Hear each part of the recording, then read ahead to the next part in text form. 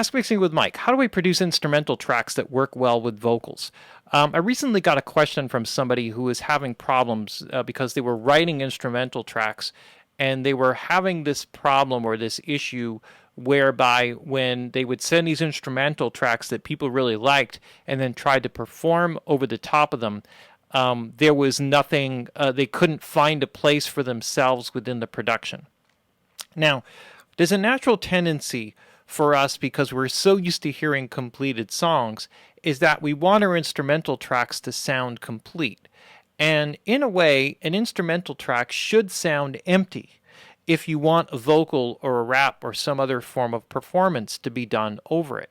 And in fact, if you were going to send an instrumental track off to somebody, the way that you can kind of create that space is to actually put a fake instrument or rap or melody or something in there that fills the void of that space that you would want to occupy by a vocal. So maybe you're not necessarily a lyric writer, but maybe you have a melody in mind. So you can actually hum or sing a melody that just sort of blurts out vowels and, kind of almost noises, but with pitch, right? It could be humming, ahs, oohs, whatever you feel. So if you don't have a lyric, you can actually put some expression or something into it, or pick an instrument if that's better, like pick some kind of like a saxophone or some other kind of instrument that fills that space, so that when you build the production, you're building the production around some element being in the middle of that mix. And then when you actually go to print the instrumental, you take that lead part out, and now all of a sudden you have an instrumental track that has the space for the vocal to exist.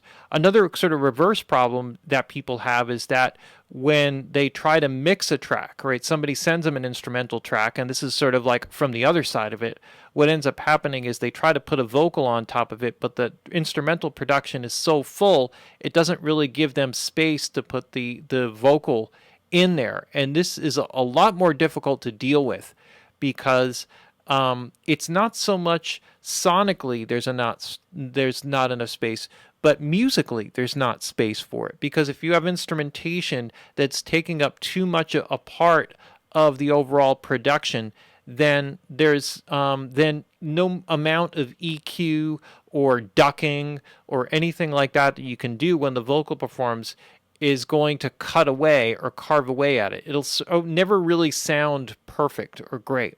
So if you are an instrumental writer, like if you're really good at writing instrumentals and you don't have necessarily a songwriting partner, then my suggestions would be this.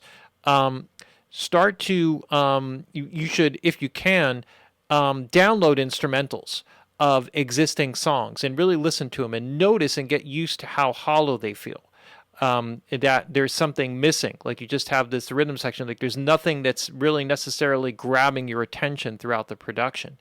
And the other way to go about it is to put a lead instrument in that fakes where you would want the lead instrument to be, and keep the production more or less generic, because the idea is that if you want somebody to rap or do a lead, you want to give them the freedom to express themselves.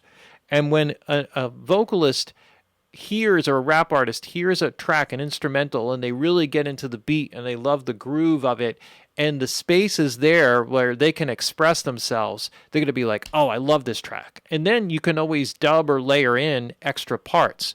So instrumental tracks are far more generic than what you think they will be.